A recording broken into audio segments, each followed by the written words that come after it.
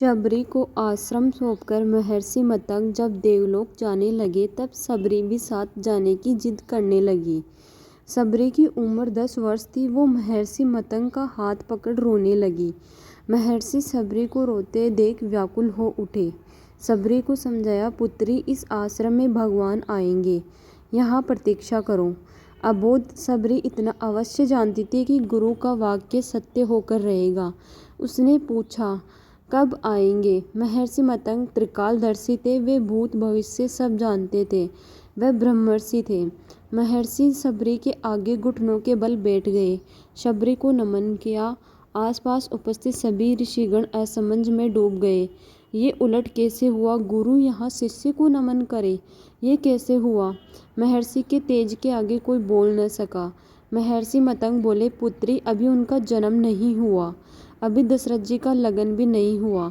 उनका कौशल्या से विवाह होगा, फिर भगवान की लंबी प्रतीक्षा होगी, फिर दशरथ जी का विवाह सुमित्रा से होगा, फिर प्रतीक्षा, फिर उनका विवाह कैकेयी से होगा, फिर प्रतीक्षा, फिर वो जन्म लेंगे, फिर उनका विवाह माता जानकी से होगा, फिर उन्हें 14 वर्ष वनवास होगा और फिर वनवास के आखिरी वर्ष माता जानकी का हरण होगा।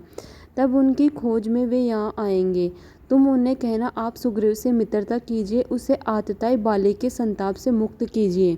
आपका अभिष्ट सिद्ध होगा और आप रावण पर अवश्य विजय प्राप्त करेंगे। शबरी एक क्षण किंकर्तव्य मूढ़ हो गई। अबोध शबरी इतनी लंबी प्रतीक्षा के समय को माप भी नहीं पाई। वह फिर अधीर होकर पूछने लगी, इतनी लंबी प्रतीक्षा कैसे पूरी होगी गुरुदेव? महर्षि मतंग बोले, वे ईश्वर है, अवश्य ही आएंगे, यह भावी निश्चित है। लेकिन यदि उनकी इच्छा हुई तो काल दर्शन के इस विज्ञान को परे रखकर वे कभी भी आ सकते हैं। लेकिन आएंगे अवश्य, जन्म मरण से परे।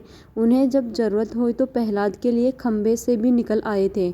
इसीलिए प्रतीक्षा करना, वे कभी भी आ सकते हैं। तीनों काल तुम्हारे गुरु के रूप में मुझे याद रखेंगे। शायद यही मेरे तप का फल है। शबरी गुरु के आदेश को मान वही आश्रम में रुक गई। उसे हर दिन प्रभु श्री राम की प्रतीक्षा रहती थी। वह जानती थी समय का चक्र उनकी उंगली पर नाचता है, वे कभी भी आ सकते हैं।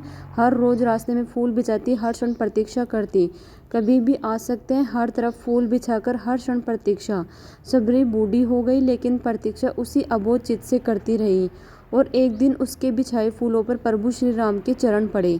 शबरी का कंठ अवरुद्ध हो गया, आंखों से अश्रुओं की धारा फूट पड़ी।